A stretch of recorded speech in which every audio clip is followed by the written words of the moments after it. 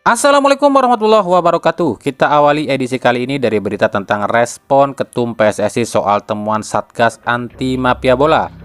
Khususnya Eto menyoroti 4 wasit yang jadi tersangka match fixing ini. Menurut Eto, jika para wasit ini masih bekerja atau masih aktif hingga sekarang, Eto nggak akan kasih ampun dan nggak akan memperingan hukuman para wasit ini.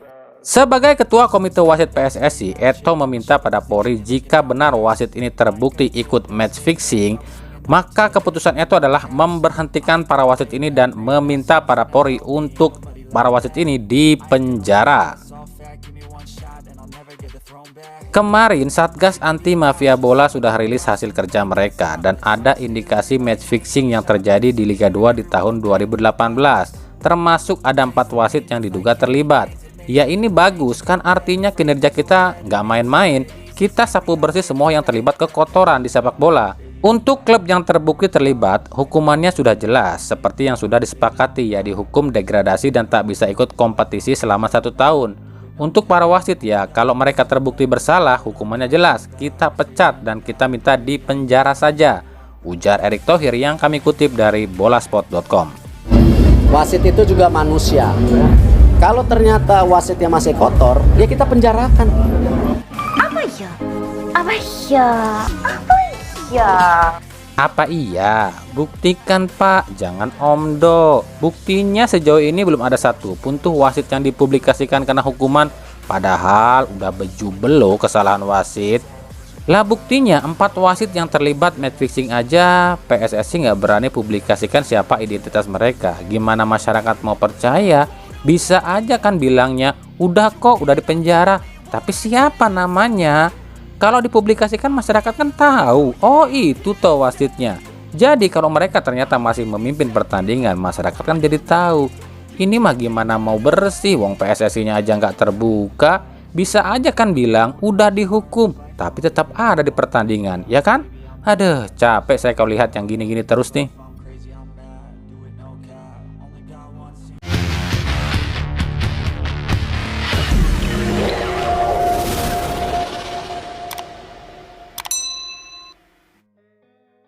PSS Sleman dan Madura United bersatu membuat atau membentuk tim pencari fakta tentang kejadian penyerangan terhadap media officer Madura United. Pihak PSS tak mau menuduh ini adalah akibat atau ulah oknum supporter PSS, sebab bisa saja ini oknum adalah oknum bayaran yang disuruh bikin kekacauan agar PSS dihukum dan akhirnya antara PSS dan Madura ini jadi bermasalah atau bermusuhan. Selain alasan tadi, dua tim ini kenapa membentuk tim pencari fakta? Sebab sejak kejadian ini belum ada satupun tindakan dari LIB maupun PSSI dalam menyelidiki kasus ini. Dan ada indikasi oknum ini tuh suruhan LIB. Tapi gimana caranya menyelidiki kasus ini? Tanya Panpel, apa bisa? Kan pasti Panpel pun tutup mulut dong. Atau harus dipaksa? Ya nggak bisa juga, wong itu urusannya pihak polisi ke kalau yang maksa-maksa. Tapi kita akan lihat nih apa hasil dari penyelidikan tim pencari fakta ini. Dan kalau ternyata si pelaku ini adalah oknum supporter PSS, kenapa alasannya dia mau nyerang tim MU dan siapa yang nyuruh, kan gitu. Tapi kalau ini pun oknum ini ada yang nyuruh, nah siapa yang nyuruh nih? Dari Timnas Indonesia, seperti kita tahu sama-sama ya, Timnas Indonesia ini gagal ke perempat final Asian Games setelah kalah 2-0 atas Uzbekistan. Ya ini memang sudah diprediksi sih, sebab kita tahulah dan terlihat jelas di laga ini pun permainan Timnas Indonesia ini masih sama, tanpa pola dan tanpa arah. Tak ada determinasi dari pemain Timnas Indonesia. Dengan kekalahan ini, artinya 3 kali beruntun Indonesia gagal di 16 besar Asian Games. Dan dengan kekalahan ini pula berarti sudah nggak ada lagi nih wakil Asia Tenggara di ajang ini. Sebab sebelumnya Thailand pun keok 1-0 atas Cina Taipei. Dan Myanmar pun dibantai oleh Jepang. Nah saat berita ini dibuat tak ada satupun pihak yang mengkritik atau menghujat Indra Syafri. Tapi nggak tahu deh kalau nanti ya. Bahkan orang-orang yang ngakunya pengamat bola yang biasanya lantang banget nih mengkritik STY pun seolah-olah pura-pura buta. Padahal ya kalau mau kritik aja biar jadi bahan evaluasi. Tapi kami yakin nih Orang-orang yang biasanya mengkritik STI itu akan menyalahkan atau mengkritik pihak lain ya. Sini mungkin menyalahkan atau mengkritik atau menghujat pihak klub nih yang dibilangnya susah lepas pemain lah, inilah, itulah. Itulah tipikal fans kardus. Dan seperti yang kami duga, baru saja 5 menit peluit akhir dibunyikan, para fans kardus ini pun menyerang salah satu pemain timnas Indonesia. Mereka menyerang akun pemain timnas Indonesia Hugo Samir. Para fans kardus ini menyalahkan kartu merah yang didapat Samir di laga ini. Banyak yang bilang, giliran timnas lagi bagus nyerang, dia malah bikin ulah dan kena kartu merah. Dan berbagai hujatan lain.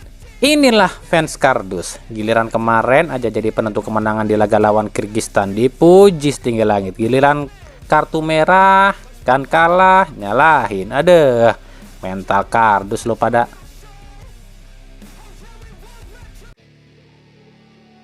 Kita lupakan ajang Asian Games. Kita lanjut ke Liga 1 aja ya. Oktober datang. Ini artinya 1 bulan lagi bursa transfer alias jendela transfer dibuka. Dan para klub sudah mulai membidik para pemain baru. Lalu ada siapa aja ya? Yang pertama PSIS Semarang.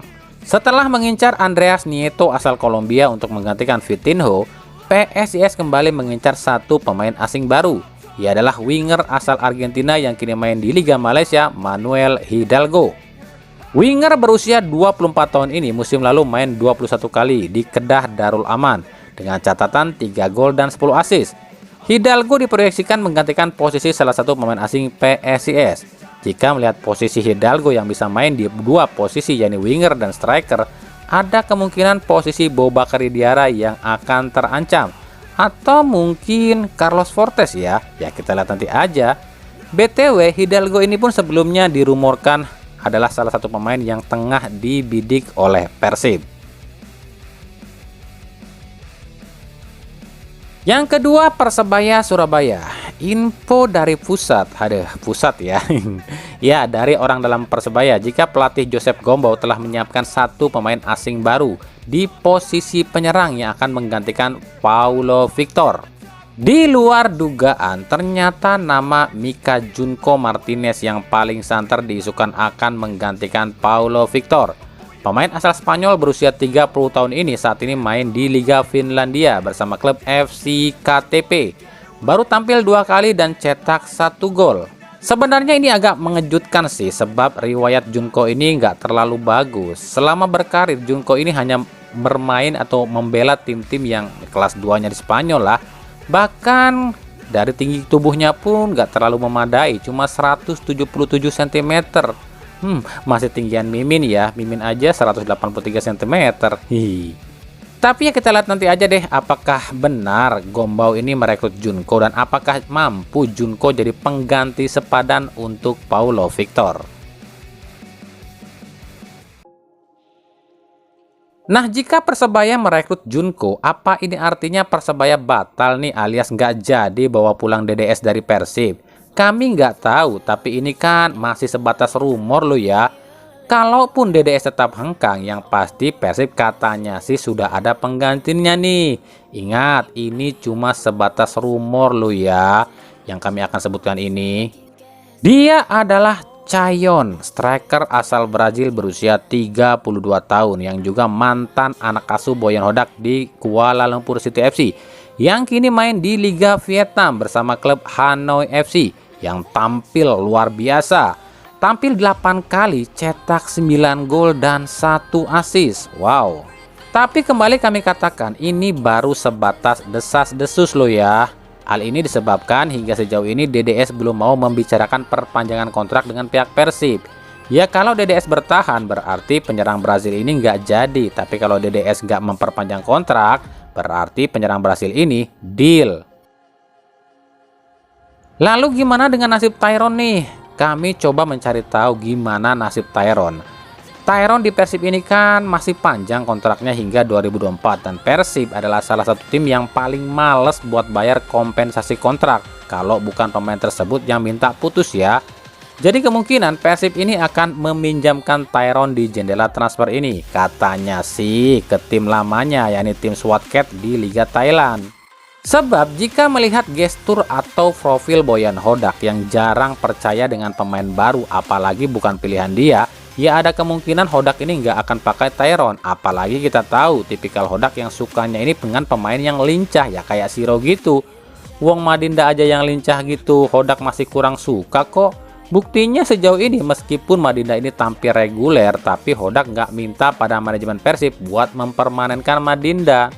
Hodak cuma bilang, kita tak bisa lihat permain itu 1-2 pertandingan saja, tapi lihat ke depannya apakah dia mampu konsisten atau tidak.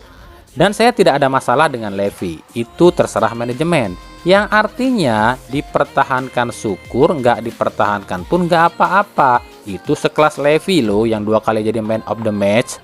Apalagi sekelas Tyrone yang belum pernah dipakai oleh Hodak. Tapi ya kita tunggu aja ya. Soalnya di lini tengah ini banyak banget pilihannya nih, dan rumor pun bertebaran. Ada William Pluim yang katanya makin deket nih ke Persib. Lalu ada juga Paulo Joshua yang katanya setuju ikut Boyan Hodak. Sementara di Persib masih ada Levy dan Tyrone. Ya ini sih kembali pada keputusan Hodak ya. Dia yang lebih tahu siapa yang paling dibutuhkan. Apakah Pluim dengan skill bola lengket dan visi permainannya tapi udah tua? Apakah Paulo Joshua yang emang udah hafal betul dengan gaya main Boyan Hodak? Atau pertahankan Levy yang meledak-ledak? Ya kalau Tyrone sih perkiraan kami nggak bakal diambil ya. Tapi ya nggak tahu deh kalau manajemen Persib yang minta. Ya gitu aja.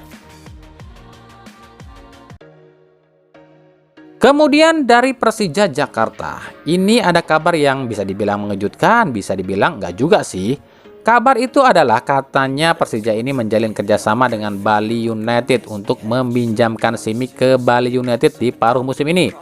Faktor Stefano Cugura yang pernah melatih Simic yang membuat Simic ini mau dipinjamkan ke Bali United. Tapi uniknya, biasanya kan kalau pemain dipinjam klub itu, tim yang minjem yang bayar gaji. Tapi ini katanya lo ya, justru gaji Simic ini dibayar oleh dua belah pihak. Jadi Persija bayar 50%, Bali United bayar 50%. Lah, kok gitu?